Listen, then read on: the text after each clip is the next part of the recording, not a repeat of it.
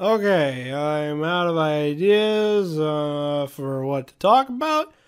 So, with that, let's move on to the last part, which is saving. Now, back in the first thing, I told you that changing the sequence to fit the video is an option, and it's something that I have done before. In light of that, I'm going to open Saints Row Part 6, where I have done this. The reason being, I didn't realize what I was doing when I made Sequence 1 and changed the settings, and I found out you couldn't change the sequence settings after you create them. So I made Sequence 2, and then I realized this is actually a pretty nice way to do it, because you can drop Sequence 1 inside of Sequence 2. The reason you would want to do something like this is if you have a lot of media, or say an entire video that has been edited together into a sequence, and it's a different size than the rest of your project. Because, see, if I go to properties here, it's 640 by 512. However, with this, it's 1280 by 720. So, whenever I would put this video, the website logo, at the end of this, it would be all cut off and shit because this is a 720p video. So, to combine the two together, I created Sequence 2, dropped Sequence 1 in there, and then actually resized Sequence 1 in its entirety just to where it fits inside of here, so that way at the end I can just drop in that, and it makes everything a lot better. So nesting sequences, which nesting is just dropping one thing into another, nesting sequences is useful if you have a lot of shit all together that's been edited and you want to put it into something else, into a larger overall project. It's particularly handy if you're doing a whole lot of complicated shit all in one part and you want to keep that separate from your overarching project. That's really what that's for. If you're doing video game clips, you're probably not going to make use of that, but I found it to be handy in certain situations. So, that's going to be the last thing you do, and reason being, now I'm going to show you how to export. So, in Premiere and in some other programs, you have to make sure you have selected the thing you want to export. Because if you select like a piece of media up here and then you hit export media, it'll export what you have selected. So if I went to export right now, it would only export the Aroa Entertainment logo, nothing else. You want to select Sequence 2 here or Sequence 2 down here, then go up to File, Export Media. And now we get into some more fucking complicated shit. First off, you want to make sure you have source range set as either entire sequence, sequence in and out, or work area. Sequence in and out, that is if you have in and out points set. I didn't show you how to do that because I don't see the point in making in and out points unless you're doing complex ass shit that you're really not gonna do, not whenever you're learning from me. I honestly haven't used in and out points other than whenever I worked in a class with actual like fucking media and shit, like giving me stuff to work with. If you want to do this shit professionally, you take an actual class on it. Don't just go off of me, okay? Then you got entire sequence. That's going to export everything that everything in the sequence. Work area is whatever it is you are working on right now. I just always have it on work area. You can also do custom where you just drag a certain area. You can do that. Work area, by the way, is this. It's everything inside of this bar. You would do entire sequence if you, like, say, had the work area selected around a particular part, but I don't. So, yeah. So, typically you'd want to do entire sequence, but I usually leave it on work area just in case I want to export a certain part. So, moving on, I have a preset created already here, 720p, 60 frames per second.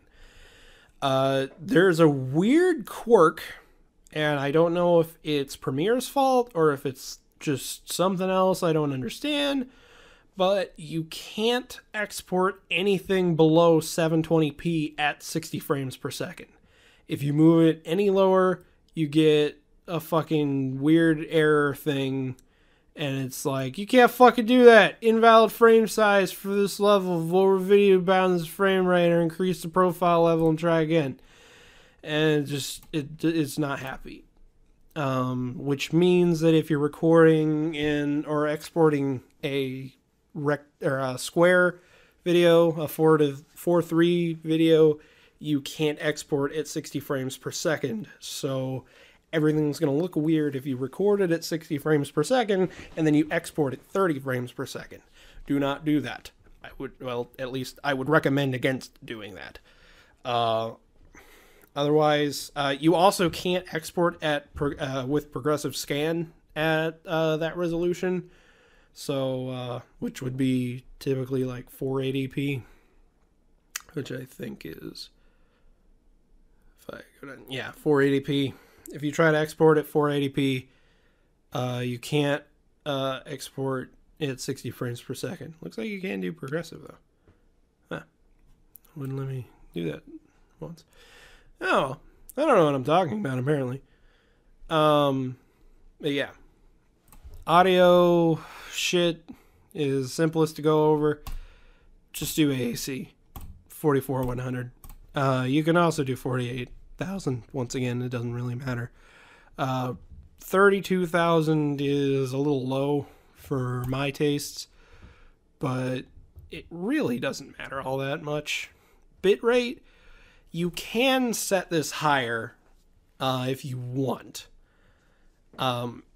Audio purists will usually say you want to set it all the way up to 320, and I don't think so.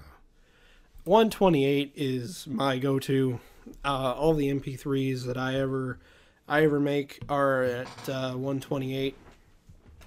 I think it's a good size. I think anything lower than that, you can definitely tell that it's getting shitty. At the most, 192. Anything higher than that, I think, is overkill. But yeah, 128, I think, is a happy medium for video quality. This other shit, really all you need to pay attention to is you want to mark render at maximum depth. It's going to make things take longer, but it's going to make things look a little bit better in the future. And target bit rate. You want to set target bit rate at no lower than 7. And actually, I need to change this because I've been setting it to 10. 10 megabits per second. This is quite basically how good you want the video to look. You can set this to whatever the fuck you want, but much lower than 7, I've seen it look pretty shitty. The first couple of episodes of Saints Row were at like 4 or 5, and you can tell that it does not look as good as the later episodes. I also didn't render them in 720p. Yeah, I've just recently figured this shit out. But yeah, so this is pretty much what I use for everything at this point. 720p, 1280 by 720, 60 frames per second, progressive 1.0 aspect square pixel shit. NTSC, high profile, level 4. I don't know what fuck level is. I'm not a fucking, I don't know. Bitrate encoding, VBR 2-pass. You want that? I don't know. I guess I would roll with that. Variable bitrate will let you reduce your file size a bit. It's nice. You do constant bitrate, things get a little weird. Because no, well, not really weird. It's just like your file size is gonna get way too huge. But after that, you just fucking hit export. That's it. You're done. You just wait. I guess you'd probably want to mark H.264. Anything you do for the internet, H.264. Not H.264 Blu-ray, H.264. Export H.264. MP4 format. Yeah. Everything for the internet. I don't give a fuck what it is. H.264. Best goddamn encoding ever. I mean, if you're like, no, I really don't know any reason why you'd not use H.264. It's the best encoding out there besides DivX. But DivX is fucking complicated, and I don't use that shit anymore because I've got H.264. It's my buddy, and that's it. That's all there is to it. You hit export, and you wait about an hour, depending on your computer and whether or not your graphics card is being used for exporting, which apparently mine isn't. So that's kind of annoying. I'm gonna have to fix that. Yep. So once again, like I mentioned in some other video, I think it was the effects video. Some of this shit is a little different. Is really different in other programs. If you want me to go over them, I can go over Vegas, and anything else really, pretty much. I can go over anything. It's anything else that maybe you're confused on. It looks a little different, a little spooky. And any other ideas that you have for tutorials? Let me know. I like talking about shit. I know I kind of lost my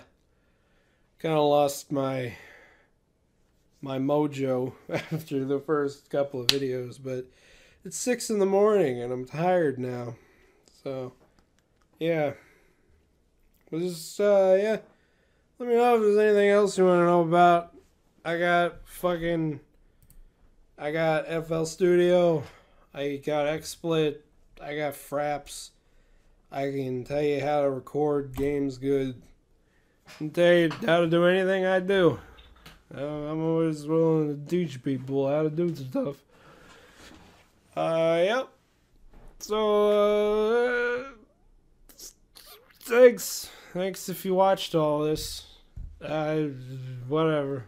See ya.